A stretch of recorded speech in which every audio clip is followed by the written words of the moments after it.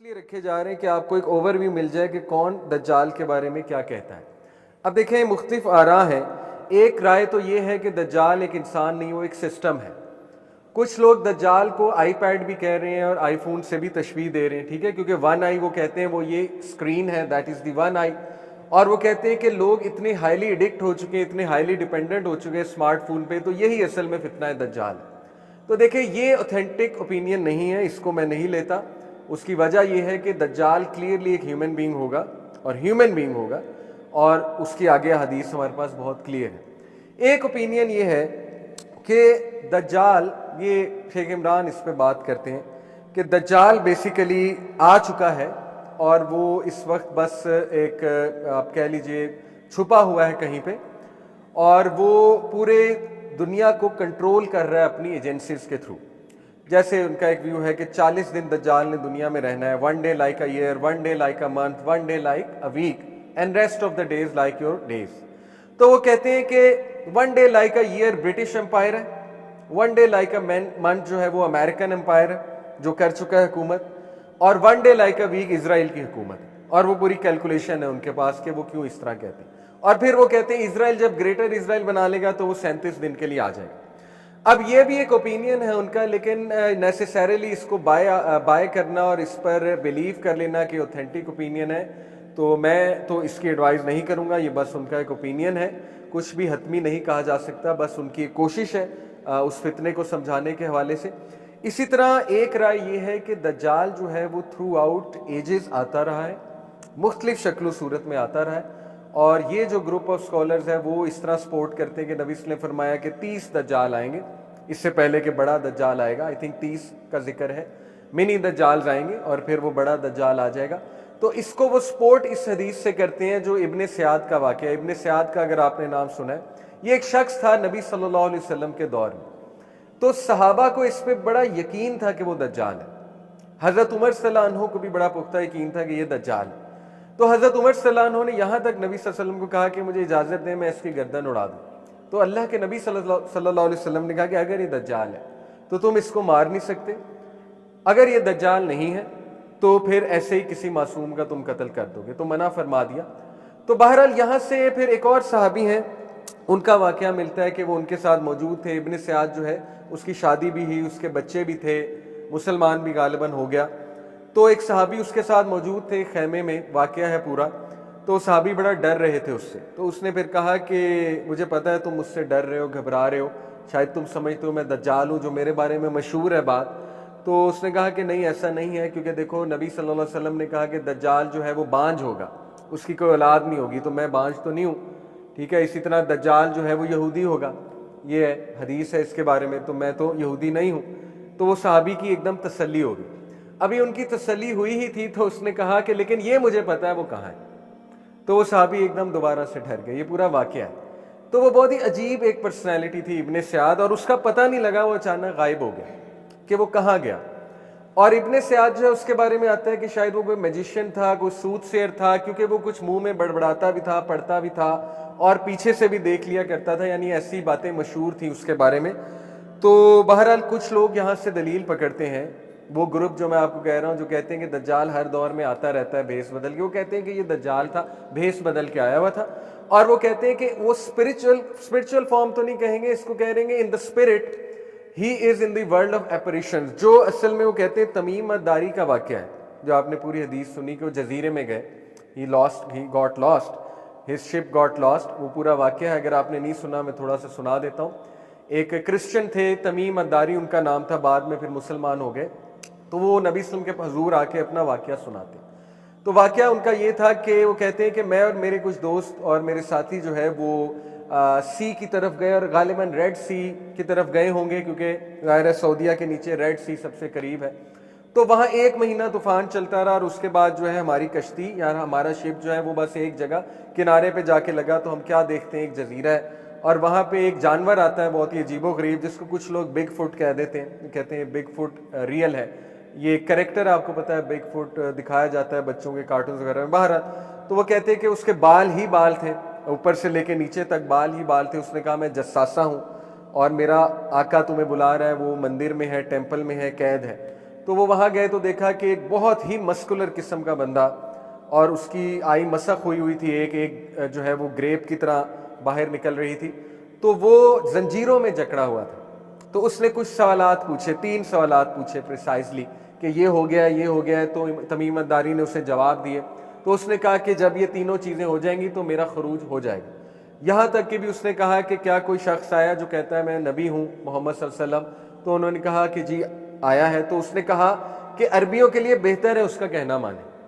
تو نبی صلی اللہ علیہ وسلم کو جب یہ بات تمیم الداری نے بتائی تو نبی صلی اللہ علیہ وسلم نے کہا کہ ہے تو وہ جھوٹا، لیکن اس نے بات یہاں پہ سچ کی ہے۔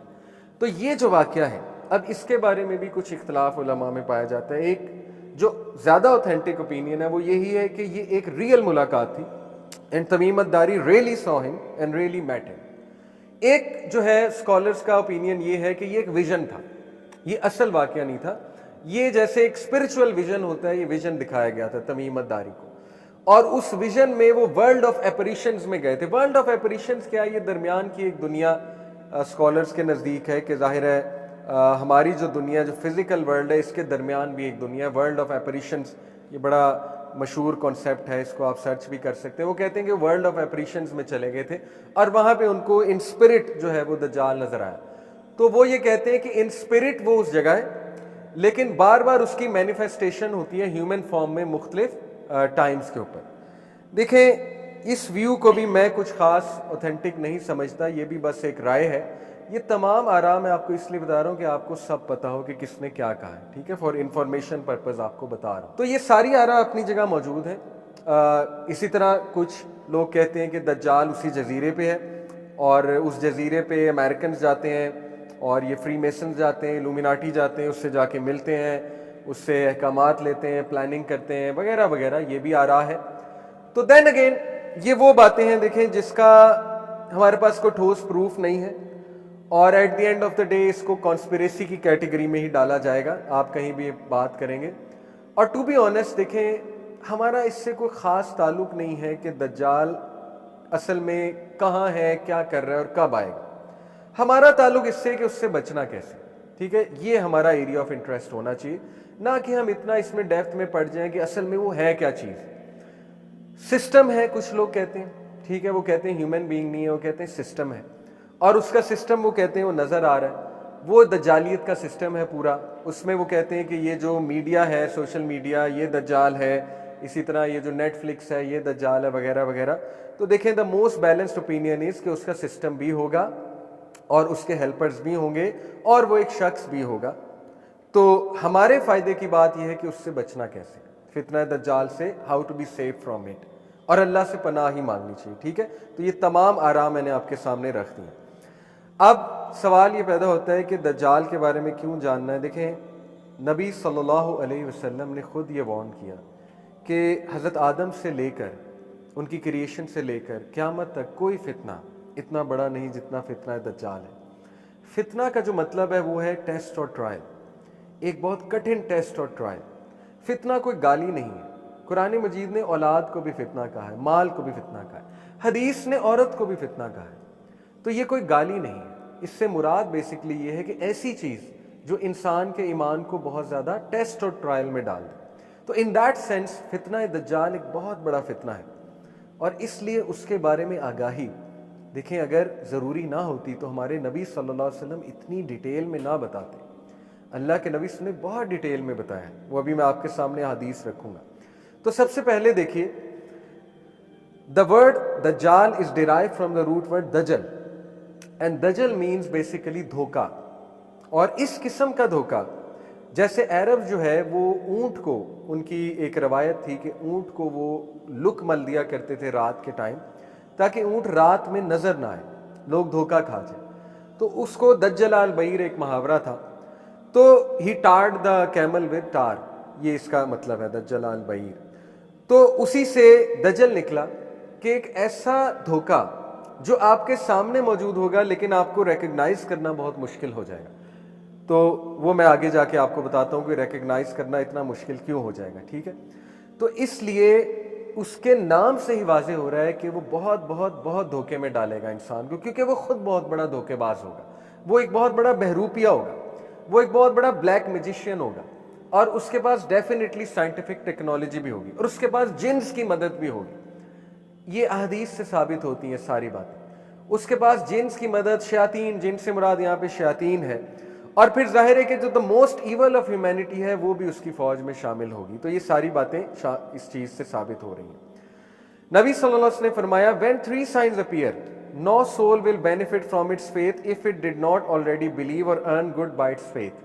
یہ وہ بات آ گئی جو میں آپ کو کہہ رہا تھا.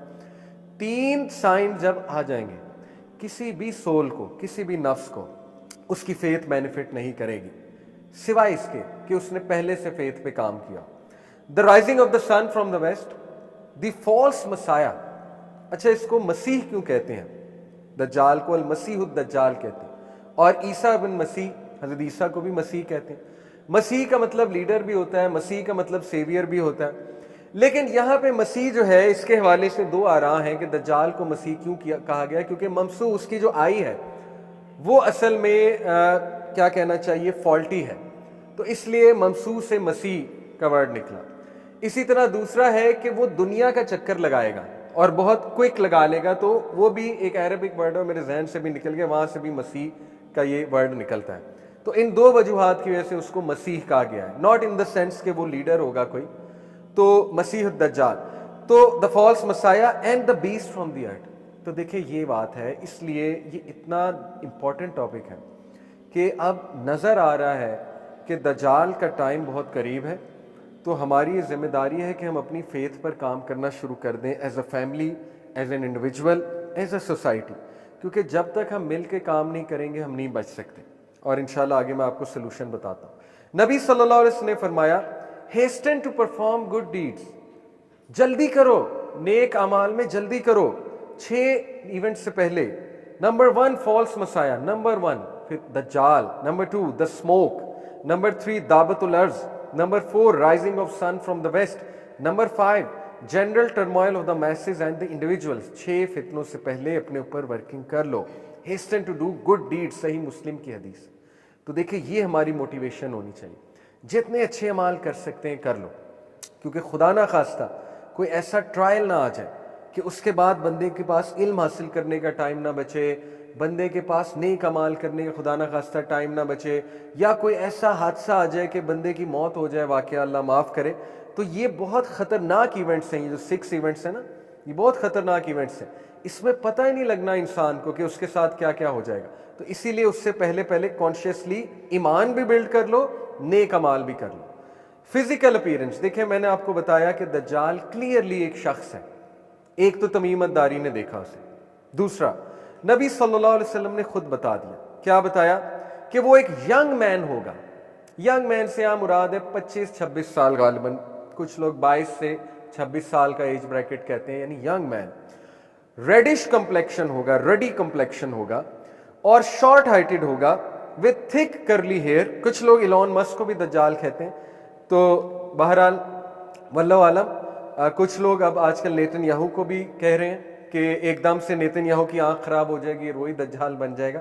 اصل میں یہ بھی ایک اوپینین ہے نا کہ دجال جب شروع میں آئے گا تو وہ اچھا خاصا خوبصورت ایک شخص ہوگا, اور بعد میں کچھ ہوگا تو اس کی آنکھ خراب ہوگی تو وہ دجال بن جائے گا. جیسے آپ نے دیکھا ہے کچھ فوک لورز میں اور کچھ یہ فکشنل سٹوریز میں ایک ایسا کریکٹر دکھاتے ہیں جو اچھا خاصا ہوتا ہے, اس کے بعد اس کی آنکھ ڈیمیج ہو جاتی تو وہ کانا ہو جاتا ہے.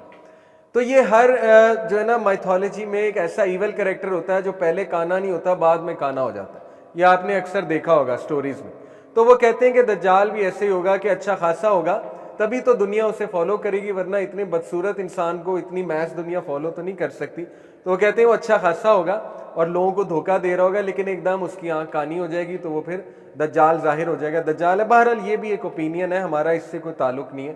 ہمیں نہ کوئی فائدہ ہے اس طرح کے اوپینین کا, نہ اس کو فالو کرنے کا فائدہ ہے. ہمیں بتا دیا نبی نے سمپل کہ وہ ریڈی کمپلیکشن ہوگا, شارٹ ہوگا, تھک کرلی ہیئر, جیسے سانپ لٹک رہے ہوتے ہیں اس طرح کے اس کے ہیئر ہوں گے, جیسے سانپ نے یوں بنائی ہوتی ہے ویوز, اور وائڈ فور ہیڈ ہوگا اس کا, براڈ اپر چیسٹ ہوگا, بلائنڈ اور ڈیفیکٹو ممسوح ہوگا ان دا رائٹ آئی, اور the eye will be neither prominent not sunken and will look like a floating grape. یہ اس کی شیپ ہے, اور جس طرح ہمارے نبی نے بتا دیا ہمارا ایمان ہے کہ اس طرح سے ہی ہوگا.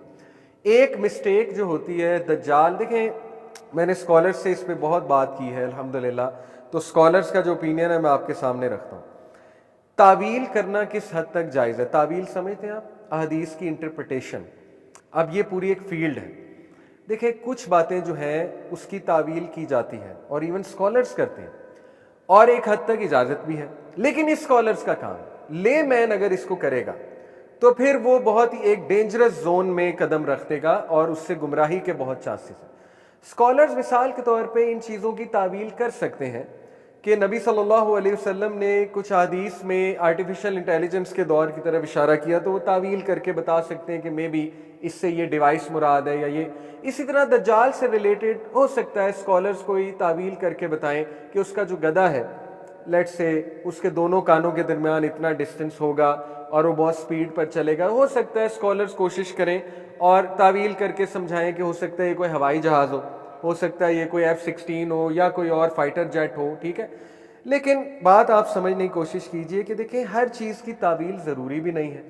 ایسا نہ ہو کہ ہم تعویل کے چکر میں پڑھ کے اتنے اپولوجیٹک ہو جائیں کہ لٹرل چیزوں کا انکار ہی کر دیں اور ہم کہیں کہ لٹرل چیزیں ہو ہی نہیں سکتی اور ہر چیز کی تعویل کرنے بیٹھ جائیں، تو یہ بھی اچھی چیز نہیں ہے، اچھی اپروچ نہیں ہے۔ دیکھیں ہو سکتا ہے لٹرلی گدھا ہو، اس میں کیا حرج ہے؟ بہت عجیب و غریب چیزیں ہوں گی اس دور میں، اور دجال آئے گا ہی تب جب لوگوں کا میجک سے مطلب ایسا دور چل رہا ہوگا جو انتہائی ریشنلٹی کا دور ہوگا، اسی میں ہی تو دجال آ کے کمال لگے گا۔ جیسے میرے ایک اسکالر دوست ہیں، وہ کہتے ہیں کہ دجال اگر پرانے ٹائمز میں آ جاتا نا، جب میجک بہت کامن تھا، جب یہ جن بھوت بہت کامن تھے، کسی دور میں تھے؟ سلیمان علیہ السلام کے دور میں، تو لوگوں نے کہا تھا یہ کوئی کمال نہیں ہے، یہ تو ہوتی رہتی ہیں چیزیں۔ وہ آئے گا ہی اس دور میں جب انتہائی ریشنلٹی کا دور ہوگا اور یہ چیزیں بڑی irrelevant لگیں گی۔